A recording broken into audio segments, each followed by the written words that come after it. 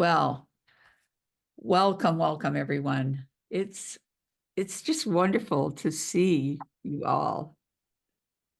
This is such a special group. So it's great to be with you this morning, and we are fortunate today, as you know, to be speaking with Ahmed Afzal, who is based at Concordia College. And I'm joined today with very dear long-term you spotlighted me, Kyle. Woo!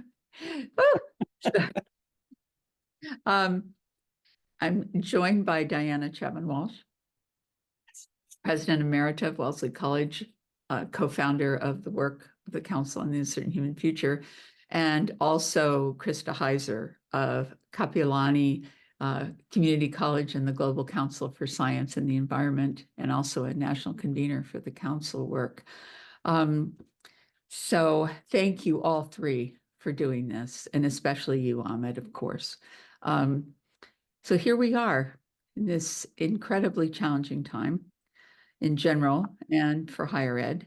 And we were so fortunate through actually Susie Moser, who's on this call, to come to know of Ahmed's powerful new book, Teaching at Twilight, The Meaning of Education in the Age of Collapse. We're so grateful you've joined us, Ahmed, to talk about it, and we're extremely grateful that you wrote it. So in the book, you are asking that we move beyond the normative frameworks, the normative behaviors that have been prevalent, have been the structures of higher ed for so long, and to do much as we have been doing with the council these last decades, to ground in the truth of what you're calling the predicament. And from there, to lean in and understand and live into, in this case, our responsibilities as educators and as moral human beings, to be with and accompany to meet our students in these times. So I wonder if you will start us by giving us an overview of how you see the predicament and what that means for us in higher ed. Thank you. Yes, thank you. Thank you very much. Thank you for having me. And it's nice to know that Susan Moser recommended the book, because I'm a fan of her work. I've used that in my classes. So I thought what I'll do is provide a little summary of the book, Teaching at Twilight. And the best summary probably is the paragraph I wrote for the back cover.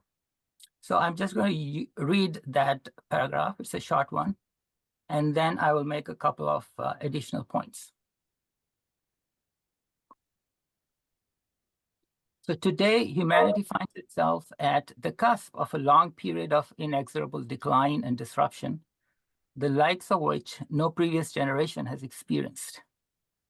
Large-scale behavioral changes are imperative, not necessarily to save the planet, but to reduce unnecessary pain and suffering. Yet, the vast majority of educators are still functioning in the normal mode, teaching the same subjects and skills year after year, even as the challenges our students will face are changing drastically. This mismatch is causing a moral and spiritual crisis that is threatening to make our lives and our work meaningless. End of quotation. So we have known for a while now that civilization in its present form, what we sometimes call modernity or the modern world system, was unsustainable from its beginning. But that idea is now a concrete reality that we can all observe and experience. In fact, civilization as a form of society is problematic in itself, because it, by definition, takes more from the natural world than it gives back. And that's why every civilization, sooner or later, ends up becoming a victim of its own success. However, that feature of civilization has become so efficient and so extreme within modernity that it has now raised two unprecedented but very realistic and real possibilities. First, the breakdown of organized human society at the global level. And second, the breakdown of the life support system at the planetary level. So it seems to me that the first phenomenon is already well underway. As for the second, it is simply too terrifying to contemplate. So where do we go from here? I'm obviously in no position to provide a blueprint for humanity as a whole, or even for a particular society.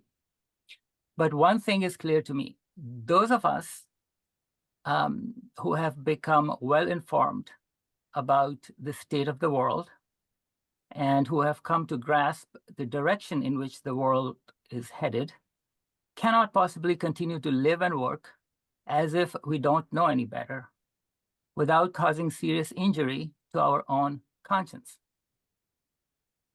As an educator, I'm most interested in figuring out what all of this means for education and for teaching, particularly when conceived as a vocation. Preparing young people to become productive members of an economy that is devouring the planet doesn't seem like a desirable or meaningful use of our time and energy, nor does preparing them for financial success in a world that no longer exists. So I think we as educators, and for people who care about education, need to ponder how we have contributed to the mess we are in, to rethink and reevaluate what we do, and to embrace a new and different set of responsibilities that are in alignment with the reality that we are actually facing. So that's the book, and that's basically my overview. And I am delighted to be here and to have a conversation about these themes.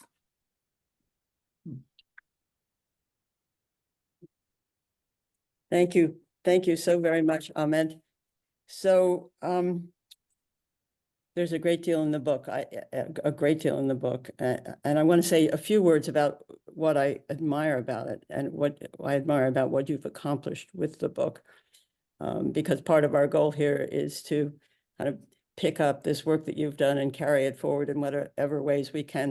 There's a wonderful kind of parallelism between what you've been doing and what we've been doing over the past decade as we've brought together these councils on the uncertain human future. So one of the things I admire tremendously about what you've accomplished and how is that you've written this book in a language that is robust enough and precise and compassionate enough to carry the burden of a very, very heavy message. You've done it. You've called for compassion and you've written with compassion. You've invited the reader in to a very challenging space and you've supported the reader page by page, word by word, in finding the strength and the courage to stay with you. It's really a remarkable piece of writing. So for example, in the preface, you say, this is not a book about sustainability. It's the opposite. This is sort of careful use of language. It's not about sustainability. It's about the opposite. It's about what happens when we have failed to address the challenges of sustainability within the grace period that nature gave us for this purpose.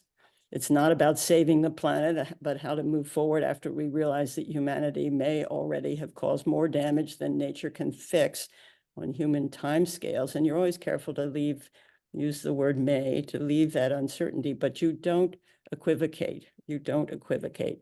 Very soon, another sentence, civilization in its present form has already started its final descent.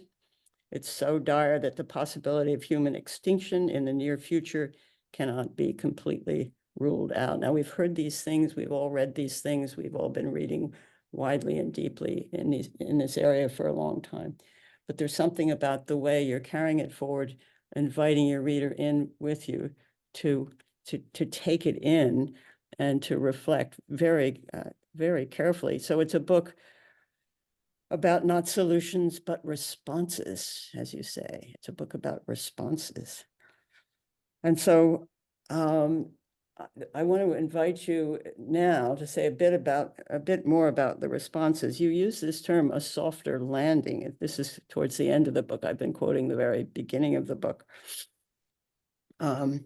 And you describe this softer landing as collapse in a relatively peaceful, humane, and equitable manner that's planned and gradual. And you mentioned Susie Mosier, as did Sarah at the beginning, and it sounds a bit like this frame of adaptation as opposed to mitigation, but it's much sort of broader than that. It's the way Susie, I think, understands adaptation.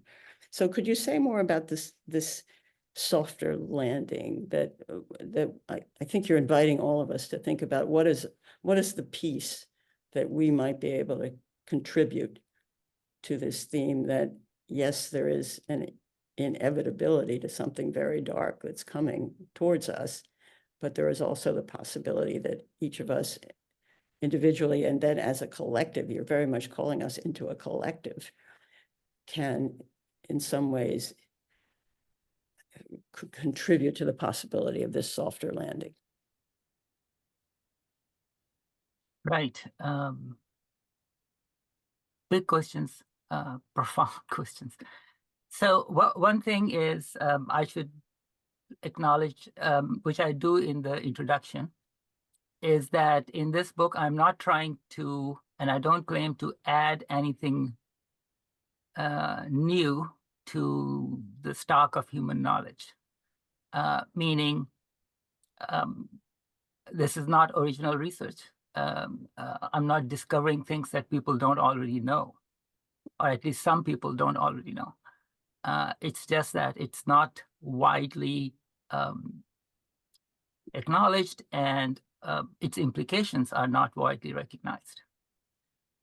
So, for example, the terms I use, predicament, business as usual, collapse, softer landing, none of these are my inventions. I didn't coin these.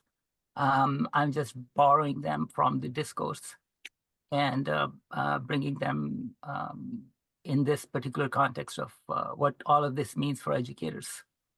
So softer landing, again, not my phrase, but it's the idea that if harm has become inevitable, how can we minimize it? And it may sound really dark, but it's, I don't intend to be that dark, but it's somebody has a terminal illness and we know that this person is going to die. Again, I'm not saying that that's the fate of the biosphere or anything, but if one person is terminally ill, we don't just give up. We at least, we try to make life as comfortable as possible for that person. And just because, even for that person, even for us, all of us are in the same situation. I have an app on my smartphone that reminds me 5 times a day that I'm going to die. So just because we are going to die, or just because we are about to lose something, does not mean that our responsibilities are over, or that there is no moral implications of that, or that we are now we can do whatever we want. It's just that our responsibilities change when we know something like this. So I emphasize that I'm not saying give up. I'm just saying change what we are focusing on. So for a long time, our civilization has focused on growing, expanding, becoming richer, more prosperous, more stuff, a universal middle class, raising people out of poverty, all of those things. And so now it may be time that we change that and instead embrace degrowth. I'm referring to the movement that's going on. And degrowth, not just with this aim that we are going to prevent necessarily the breakdowns that are happening, but to make them less harmful, less painful. And our role in it, regardless of whether we succeed or not, and regardless of how much we succeed, we can still play very meaningful roles. I mean, there's an opportunity here for the human spirit to rise and enrich. I don't have words for that, but there's a huge potential for what human beings can achieve, and what in a spiritual sense, in a moral sense, regardless of consequences or success. And so softer landing, again,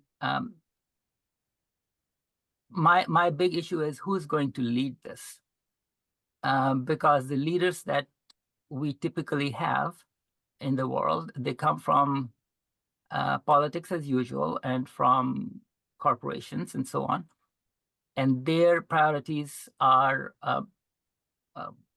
from a bygone era, and they're not likely to change course. So we need an alternative source of leaders and leadership.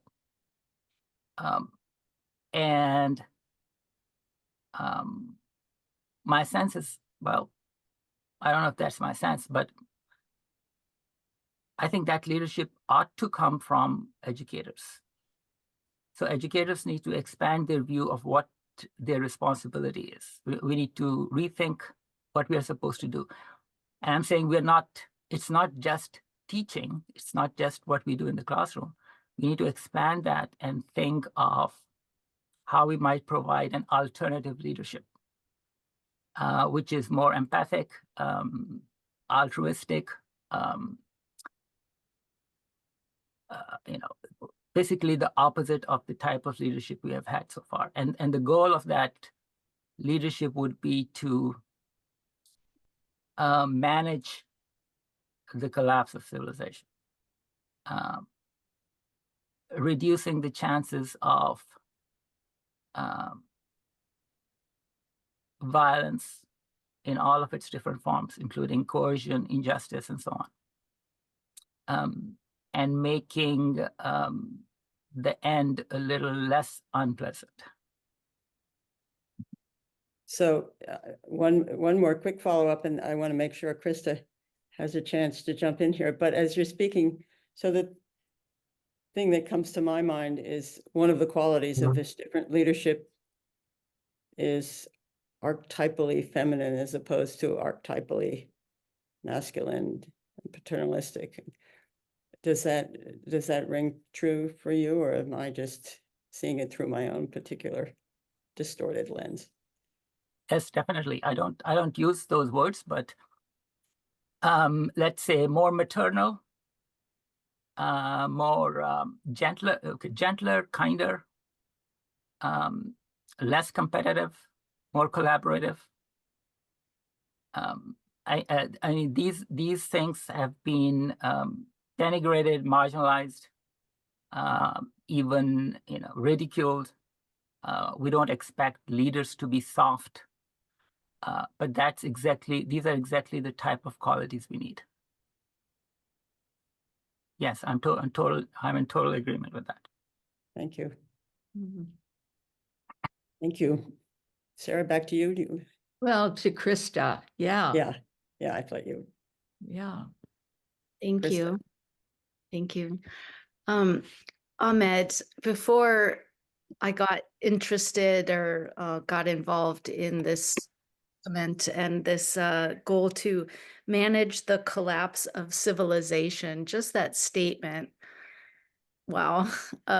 Before that, my faculty position was in composition and rhetoric. I'm a writing teacher. And you came out of religion, right? And so I was struck in the book by the direct address to the reader throughout the book. It's you, you, and you. And, very few books use the direct address of the reader. It made me feel very connected to you, the writer, as I was reading the book. And I feel like it lifts educators, lifts the faculty kind of out of their disciplines, and it helped me feel a part of something else as an educator. So my question is, who are you writing to?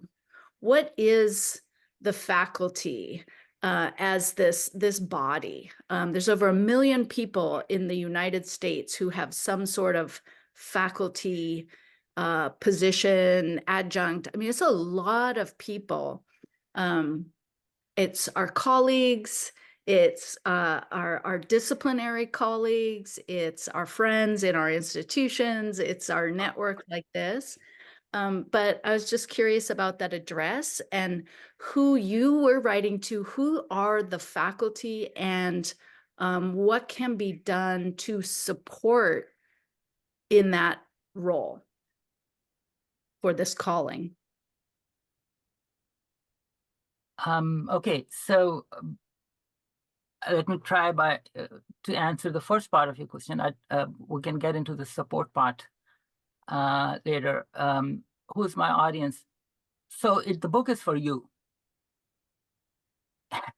Now, and the reason I wrote it like this is because within higher education, within academia, we have a particular culture, and the culture, of professionalism. As academics, we have a certain etiquette and a certain demeanor, a way of carrying ourselves, in which we deliberately try to be as objective as possible, and we suppress our emotions and distance ourselves from our bodies. We become these disembodied minds floating somewhere above the head, and then we engage with ideas as if they are also disconnected from the world. So I've seen a lot of that. I learned to do that in graduate school. That's how you become an academic. But it has a negative or a downside, which is that we academics, we are able to study, discuss, understand, lecture on all sorts of topics without letting our knowledge and our understanding sort of affect us in indirect or personal ways. Now, this is not true for everybody. This is not true for us always. Lots of people are affected by what they study, and their lives change and so on.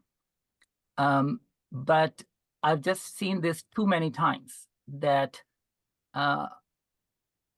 we have the information, we encounter the information, we understand it, we grasp it, we recognize the implications, not just to ourselves, but out loud. We say, yes, this is what this means. But then nothing changes. We continue doing what we have always done. And so I'm trying to overcome that with respect to my readers. I want to make this personal, and it is personal, and that's why I use first person pronoun and second person. I'm saying, because at any given moment, it's one person writing and one person reading. And typically academic writing pretends that it's the language of the dictionary or the encyclopedia, where it's assumed that there's no real flesh and blood person who's reading anything. It's just information sitting there. So that was my deliberate attempt at doing that. And by educators, I mean, so I should clarify that there's some chapters that are specifically addressed to higher education folks, academics. But when I wrote, I think of educators in a very broad sense. So definitely professors, but school teachers, counselors also, parents, religious leaders, community organizers, anybody who is in a position where they are involved in providing guidance or instruction. And if you think like that, all of us, when we interact with each other, there is some education going on. We influence each other. That's exactly what educators do. So you can go as broad as possible, even though for the purposes of the book and for describing the book, I say, okay, I'm addressing college and university professors. Does that answer your question? Wonderful response. Thank you. So how are we doing for time, Sarah? Time? One Good. more? No, please. So Absolutely. Ahmed, you have a section about administrators, and of course, that strikes a responsive chord in me since I ran for 14 years at an elite institution, higher learning. And you don't have much time for administrators because they are in a structural situation, as you describe it, where they need to be thinking about sustaining the institution, and that requires maintaining business as usual, because that's the context in which these institutions have grown and become so powerful. And there's truth. There's deep truth in what you're saying there, as there is in so much of what you're saying. But you also have a different part of the book in which you talk about the process through which people go through, and you have a kind of typology. People are just becoming aware, people are going deeper into their awareness, and so on. I wonder if you could talk about that, because here's what I'm going to be personal about this. So I struggle, in a sense, I'm one of those people who is part of the problem, as you see it, right? Here I am in Silicon Valley, a place of great wealth and privilege and all of that, and struggle with that, but also with whatever responsibility I have for where Wellesley came out after 14 years when I was leading it in this situation that we're now in. So there's an evolution for each individual to some awareness, and then some ability to find within them the moral space in which they are searching for the positive contribution they can be making towards this softer landing you described. So could you talk about that? And because my sense is maybe the process is more recursive than you may describe it, that it may be that all of us come into awareness, are challenged by our environment, do the best we can, have to come back into awareness, that it's a process, not an event. Right. Yes, I have absolutely nothing against administrators. I mean, they have a tough job, and the way I thought about that issue was, why am I not addressing administrators directly? And my answer to that, as I explain in the book, is that administrators have a different set of priorities. Now, very often in higher education, administrators come from faculty. So it's not that I'm talking about different, a different species or something. It's also the fact that we are all complicit. We are all involved. We are all entangled in this. Nobody's pure, nobody's innocent. It's just different degrees to which we are involved. I mean, if you are if you belong to the middle class in the United States, that basically means you are in the top 1% of the world's population. So for us, it's not it's not a matter that that any of us is beyond responsibility. So I put myself in the shoes of a college president, and I say, okay, can I, what can I do and what can't I do? First thing I have to make sure is that the college exists the next year, that there is enough enrollment and there's enough money and so on. Everything else has to take the backseat. Now, that doesn't mean that college presidents or deans or provosts, that they have no power. They do have a lot of power. And in many cases, they can set the direction of the institution. They have a lot of influence on that. And if they are convinced, yes, I do hope that they will read the book and they will be persuaded and they will take necessary actions. The only point I was trying to make is that if you are an educator, don't wait until you have convinced the administration to be on your side. That may happen, it may not happen. And even if you are able to convince everybody, they may not be able to do everything that needs to be done. So there's a lot that educators can do on their own, sometimes in their individual capacities, sometimes in collaboration with other faculty members. And there's no need to delay that. And the more changes happen on the ground, generally speaking, administrators will end up accommodating those or adapting to those. I thought there was another part of your question that I don't remember. Well, thank you. That's a good answer. Sarah, did you want to jump in? Well, I was just going to remind Ahmed that it was the 5 stages of sort of Yes. realization that Right. you Exactly, you want right. to say anything Right. about that, If you Ahmed? want to just lay them out a bit, that would be helpful. Is it with reference to administrators?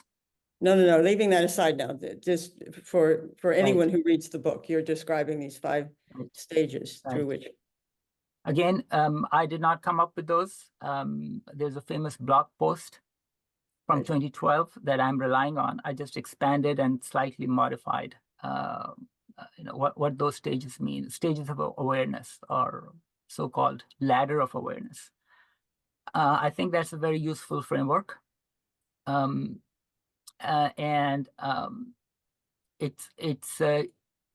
It's related to the fact that different people are at different stages with respect to different issues. You might be at stage 5 with respect to one thing. You might be at stage 1 with respect to something else.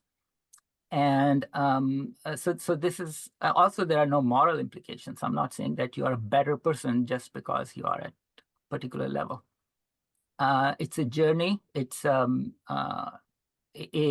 gradual expansion of the context that you're looking at.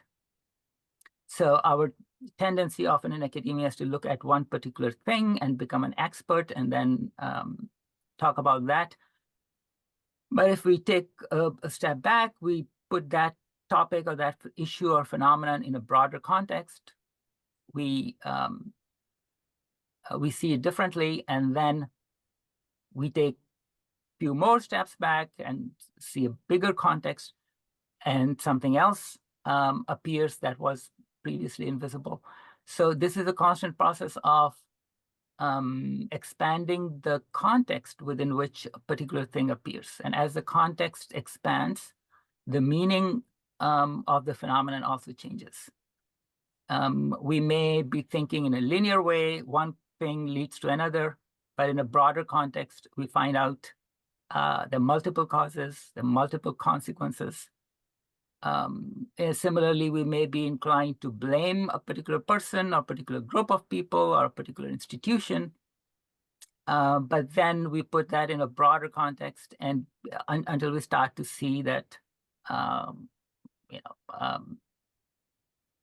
it may be that there is nobody to blame. So the context is important, and anytime we can expand the context within which we are looking at a particular phenomenon, that only helps helps clarify the issues for us and make the picture clearer and more complex. Yeah, thank you. Krista, did you have another shortish question for Ahmed? No, I had a big question. Ah, I'll, okay, I'll maybe say the answer could be, are you sure you don't Well, want? my question was about, and maybe it can be one that we can all just sit with, but it's about silencing in this conversation. And my question was, if you personally have ever experienced silencing or censorship, I'm getting at academic freedom and what's happening in higher education with academic freedom, and just whether you had ever felt silenced around talking about collapse and some of these issues yourself, and how you think that is unfolding. A very big question for 5 minutes, but maybe you have one small thought we can sit with. Big one, an important one. Thank you, Right. Krista. So there's a difference between silence and silencing. There's self-silencing, maybe self-censorship, that people don't want to talk because they don't feel safe or they don't feel welcome. But there is a bigger issue. I've not experienced any external pressure or censorship or anything like that. And so the comment I'm going to make is a very general one. It's my experience, but it's also, I think, sort of a universal thing. The issue is we have this thing called freedom of speech and so on. And academics have their own version of that, academic freedom. The issue is not whether we are allowed to speak or not. The issue really is if anybody is listening, right? So we have the freedom, if you think of First Amendment and as a whole in society, we have this thing called freedom of speech. What is the benefit of freedom of speech if nobody listens? So that's really you can give all sorts of freedom of speech. But if people can just ignore or disregard or not hear what you're saying, then at some point, the freedom to speak becomes devoid of value. Maybe not entirely, but its value is greatly decreased if whatever you say is not taken seriously or it's just simply ignored.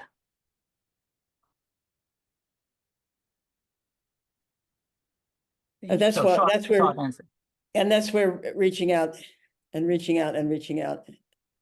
larger and larger groups of people so that we can have a louder and louder voice is going to be so important, don't you? I mean, that's why writing this book is such an important contribution, and hoping that many people will read it and then find in themselves the courage, but also, as you say, I love this, the soul's discontent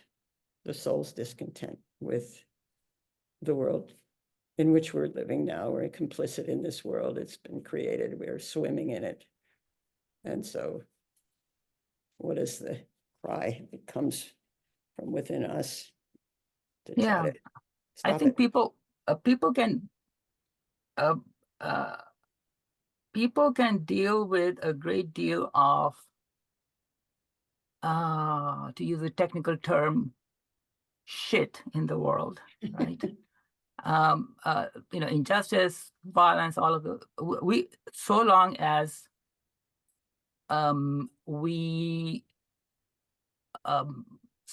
as we can find our place and we recognize what's right, what's wrong, and we are doing something meaningful. We can tolerate a lot of injustice so long as we have the ability or the capacity or the opportunity to take part in some kind of effort that we find that feels meaningful or worth doing. So the world, it's not that the world has to be fixed first before we can feel satisfied. We can feel very satisfied in a very shitty world so long as we are doing something about it that we feel is worth doing. Maybe even slowing down, Just And- slowing down, sure. listening. But also, I think this call that you're making to us is to attend, these are your words again, to the meaning of education in an age of collapse. You say that's the thread that runs all the way through this book. What is the meaning of education now? There's been so much over eons written about the meaning of education, but it's now different in this context. Yeah. And so how do we recognize that, adjust to it, and live with it? Right. And my emphasis is really on the meaning of education, but the meaning of teaching. Right. Because now this comes down to the individual person. What's in their heart and what is their conscience directing them towards. Basically, the question is, what is the meaning of your life, your work at this moment? That's a very good place for us to say this is complete for now and will be continued. Thank you, Ahmed, very much. Thank you, Diana and Krista. I want to, as we make a transition to our council circles, I just want to say a couple of general things, and Krista has one also. Just to say that Kyle will be placing everyone in a breakout room. And we have had a little melt, as we always expect. So there will be different rooms than the conveners thought there were going to be. So just go with the flow. He will make it all work. I want to mention that we are doing a reading group about Ahmed's book, and that will take place a week from Wednesday on June 5th. And I will send out a notice to everybody in this group about it.